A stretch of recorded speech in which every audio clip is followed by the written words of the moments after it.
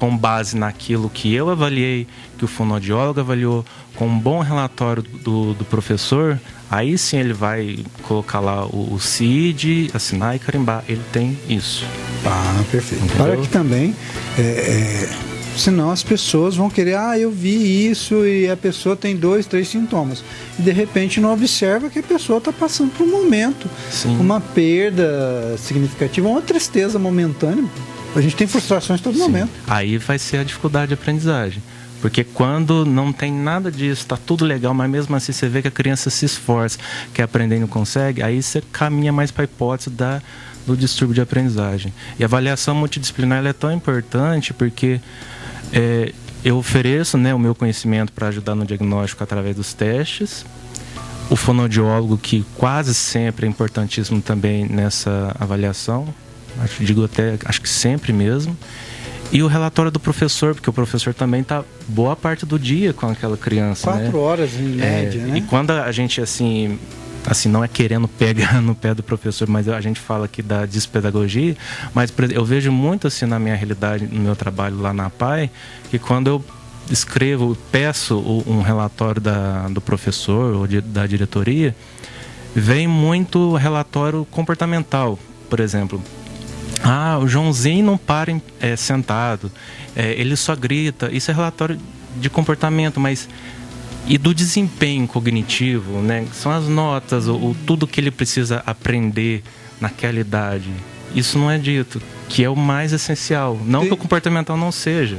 Né? Sim, vamos até explorar um pouquinho mais, tipo o ordenamento numérico, sim. Tipo, o ordenamento de letras, classes e vogais, fonéticos, né? Totalmente, porque aí quando o professor vai escrever esses relatórios, ele se apega muito àquilo que ele vê, né? Que é a hiperatividade, que é a postura errada, não sei mais o que, mas eu preciso também do desempenho cognitivo para saber como trabalhar, que tipo de reabilitação neuropsicológica eu vou estar fazendo com ele para que aquele tempo ali da criança comigo não seja em vão também.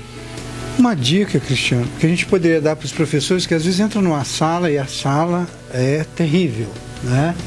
Falando em linhas gerais, 90% das nossas crianças estão em escolas públicas. Sim. Então, evidentemente, elas têm uma realidade que deve ser compreendida. Não dá para a gente ignorar e achar que tudo é perfeito.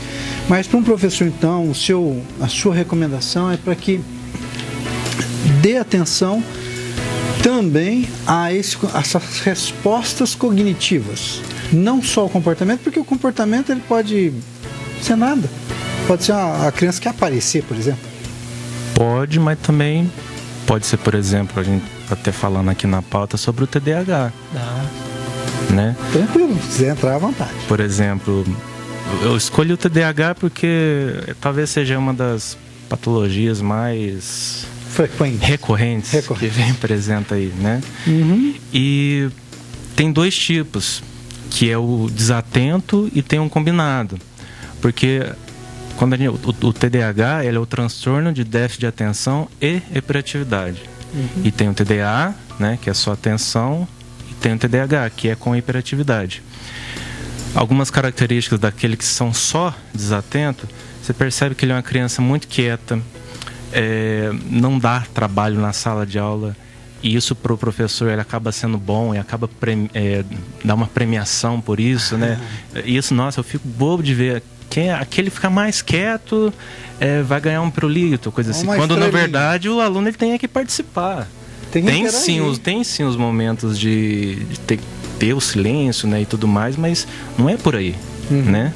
É aquela criança que é muito tímida, introspectiva, que não pergunta, não faz questionamento, e muitas vezes não faz questionamento porque tem medo de ser ridicularizada, de rir. Nossa, aí qualquer chance ali de, por exemplo, apresentar um trabalho em equipe lá na frente. Nossa, Deus, deve ser um terror. E perde, né, nota aí por conta disso.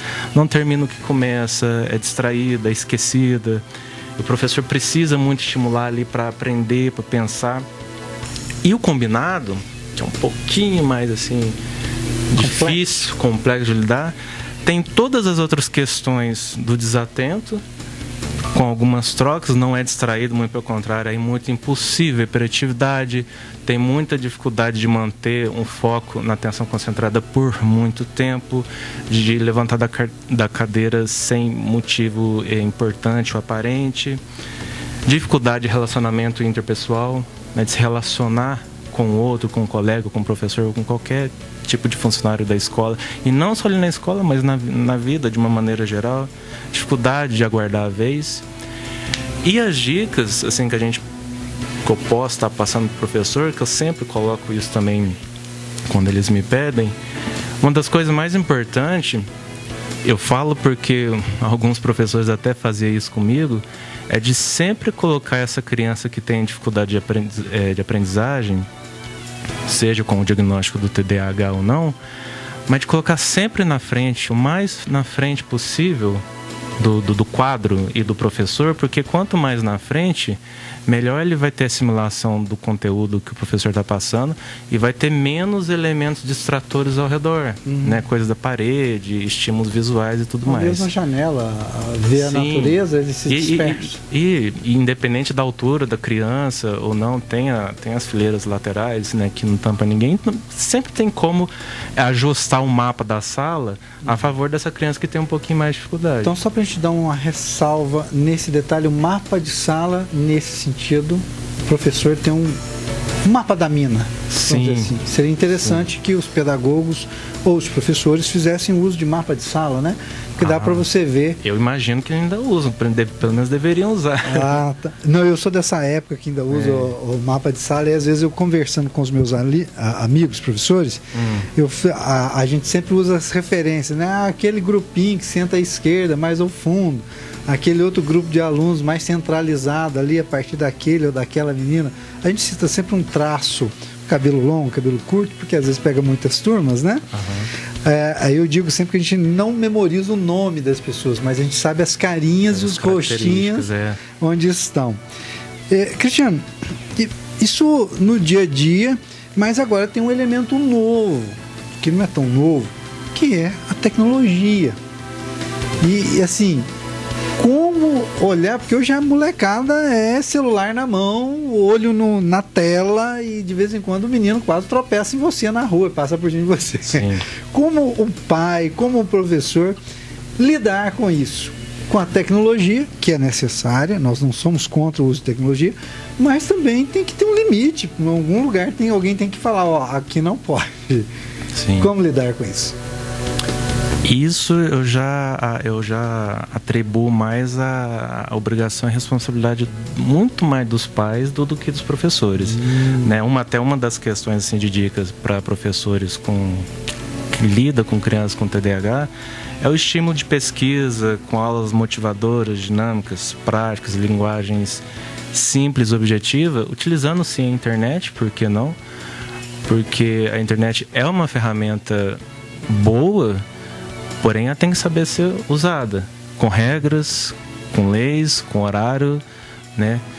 Porque senão vira bagunça, e a gente sabe que hoje em dia aí a internet virou meio que terra de ninguém, né? Às vezes vejo muito aí os pais não ter domínio, não ter a vigilância necessária do filho, assim, aquilo que ele está assistindo, e acaba, né? Aí quando vê, a culpa é do professor. A culpa nunca é responsabilidade do pai. Então eu estou vendo muito aí que, de alguma maneira, aos pouquinhos, os pais estão perdendo as rédeas aí de como lidar com o domínio, assim, daquela criança. Principalmente, então, quando tem um diagnóstico como esse, né? E uma outra coisa muito bacana também, o professor que lida com crianças com dificuldade, com TDAH, né? Já está falando dele. Muito importante é a modulação na voz. Modulação na voz? Né? Você vê quando um professor está explicando determinada matéria ali, sempre naquele mesmo tom, né? Em linha reta, sem aumentar, sem diminuir, mas fazer modulações mesmo. Quando surgir uma coisa importante que é preciso que ele guarde, falar um pouquinho mais alto. Falar mais alto não é gritar, isso, mas dar ênfase àquilo. Isso é bacana, isso pode cair numa prova. Aí fica atento, dica da prova, galera. Aí depois volta, continua a explicar. Outra coisa importante, sabe? Como se fosse uma montanha-russa com a voz. Exato. Entendeu? Evitar pegadinha, né? Porque na tentativa de ajudar, de estimular ainda mais a inteligência daquela criança, né? Colocar um desafio para o jovem. Os que têm TDAH não têm essa pegada, né? Essa pegada de conseguir extrair ali nas entrelinhas uma pegadinha. Então, tudo de conhecimento para eles assim que precisa ser visto tem que ser às claras mesmo, sem pegadinhas, nada mágico não. Muito bem, você está ouvindo Olhar Fascica, já foi dada aí algumas dicas. Nós estamos falando sobre dificuldade de aprendizagem em alunos. Estamos aqui com o psicólogo Cristiano Rabelo Marques. Está dando aí essas orientações para mim, para você, eu que sou pai, também sou professor. E nós estamos falando sobre TDAH. E agora a pauta sugere, mas nós temos aqui 5 minutinhos. 5 minutinhos aqui ainda para falar. Nesse primeiro bloco, Cristiano, TDAH no ciclo de vida. Pode explicar para nós? É só com as crianças? Como é que acontece isso? É com jovens? Como que dá? Hoje em dia, a mídia, todos os meios de comunicação associa muito, quase que 100% o TDAH associado a só criança. Quando na verdade não é assim, né? Porque ele é um transtorno que pode afetar o desenvolvimento, o engajamento de pessoas em qualquer momento da vida. Na fase adulta tem uma porcentagem menor sim, né? Chega a ser por volta de mais ou menos 3%, né? Mas ainda assim é o transtorno que é mais predominante nas fases iniciais da vida, né? E 95% de pessoas com TDAH apresentaram sintomas antes dos 16.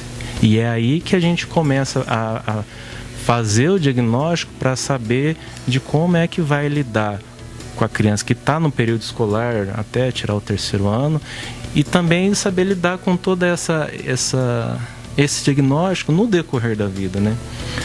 50% apresentaram sintomas antes dos 7 anos, né? E você percebe que principalmente o TDAH, você vai ver que o da característica desatento, que é só o TDA, eles sofrem muito bullying. E como eles são tímidos, não tem a menor pretensão de se defender nem nada, eles aceitam assim de cabeça baixa, sem tentar reagir. E vão assimilando aquilo, né? Vão assimilando, aí entra as questões emocionais e fica muito mais difícil de tratar, enquanto o TDAH, que tem a hiperatividade, além deles sofrerem bullying, eles praticam. Porque tem hiperatividade, tem agressividade, tem impulsividade, então eles vão querer revidar a qualquer custo. Então eles querem resolver a violência com a violência. Né? Então, olho por olho, dente por dente. Exatamente. Cristiano, deixa eu aproveitar aqui. Você acha que uma das formas de minimizar os sintomas, os comportamentos, seria atividades extras esportivas, uma ocupação dessa criança? Você acha que isso contribuiria para amenizar isso? Inserir a criança nesses ciclos, até para ela começar a aprender fracassos e vitórias também. O esporte ajudaria nesse sentido? Ou as práticas esportivas? Muito mesmo. Esportes em geral, né? Porque a criança não fique só naquela rotina de escola, casa, computador, porque aí, lidando no esporte, praticamente a maioria dos esportes assim precisa lidar com o outro, vai estar estimulando aí o relacionamento interpessoal, que é uma das dificuldades das crianças que têm TDAH, de lidar com o outro, né? O esporte como uma coisa importantíssima, não só nos esportes, mas em jogos em geral, que não demida